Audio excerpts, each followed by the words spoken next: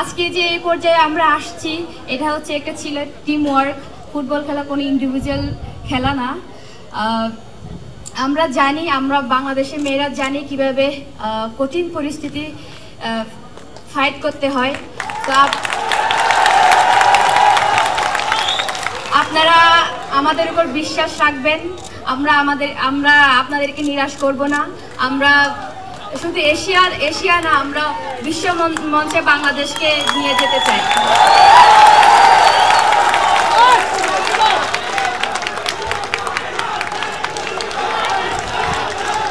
কষ্ট করে মধ্যরাতে আমাদেরকে ওয়েলকাম করার জন্য এবং ধন্যবাদ জানাচ্ছি আমাদের প্রেসিডেন্ট এবং আমাদের কিরণ ম্যাডাম, এত কষ্ট করে আমাদেরকে এত সুন্দর করে স্বাগতম এবং সংবর্ধনা দেওয়ার জন্য। আমি বিশেষ করে ধন্যবাদ জানাবো আমাদের প্রেসিডেন্টকে।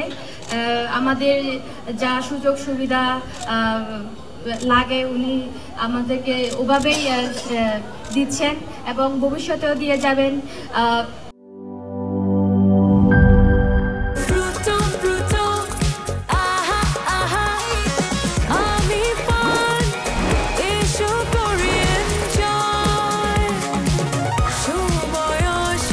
প্রাণ ফ্রুটো, সময় অসময় ফ্রুটোময়।